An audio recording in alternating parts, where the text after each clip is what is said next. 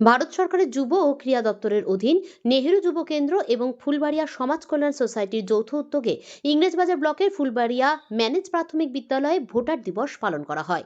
উক্ত অনুষ্ঠানে উপস্থিত ছিলেন ফুলবাড়িয়া সমাজ কল্যাণ সোসাইটির সম্পাদক প্রবীর সিংহ, শিক্ষক পঙ্কজ ঝা, অন্তরা মণ্ডল। প্রবীর সিংহ তার বক্তব্যে বলেন, ভারত গণতান্ত্রিক দেশ। গণতান্ত্রিক দেশে ভোটের মাধ্যমে দেশের নেতা তৈরি হয়। তার জন্য প্রত্যেকের ভোটদান অবশ্যই কর্তব্য, এটা তাদের অধিকার। এছাড়া নতুন ভোটার হতে গেলে ফর্ম কিভাবে পূরণ করা হয়, কি কি ডকুমেন্টস লাগে, তার উপর বিস্তারিত আলোচনা হয়। যে একটা ভোটের মূল্য অনেক, এবং এই যুব সমাজ তুই ঠিক করবি যে তোর দেশের প্রধানমন্ত্রী কে হবে বা আর কোন এমপি কে হবে, এমএলএ কি হবে, তোর মনের যে ইচ্ছা, তোর যাকে পছন্দ সেই হিসাবে তুই ভোটটা প্রদান করবি। এইটা হচ্ছে মূল উদ্দেশ্য।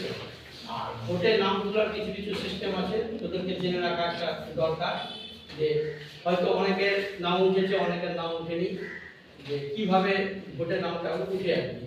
ভোটের নাম তোলার সিস্টেমটা হচ্ছে এখন দুই রকম সিস্টেম হয়, একটা হচ্ছে অনলাইন, একটা হচ্ছে অফলাইন। অনলাইনে সবাইকে ধন্যবাদ জানিয়ে আমি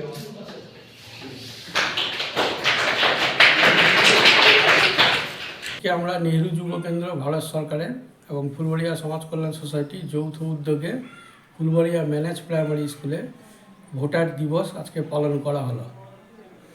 আপনারা আজকে কি কি আলোচনা করলেন? আজকের মেন যে আলোচনা হলো আমাদের এখানে নতুন যারা ভোটার ছিল তারা কি করে ভোট দিবে সেই ব্যাপারে আলোচনা হলো ইভিএমে, এবং যে সমস্ত এখনও যারা যুবক যুবতী আছে যারা এখনও ভোটে নাম তুলেনি, ভোটে নাম তোলার জন্য যে 6 নম্বর ফর্ম ব্যবহার করা হয়, 6 নম্বর ফর্ম কিভাবে ব্যবহার করা হয় এবং সঙ্গে কি কি ডকুমেন্টস দেওয়া হয় সেই সমস্ত ব্যাপারে সম্পূর্ণ আলাপ আলোচনা হলো। এবং বলা হলো তাদেরকে অনলাইন অফলাইন, অনলাইনের মাধ্যম দিয়ে যেভাবে হয় সেটাও মোটামুটি দেখানো হলো, এবং অফলাইনে বিএলওদের মাধ্যম দিয়ে যেভাবে করা হয় সেটাও দেখানো হলো।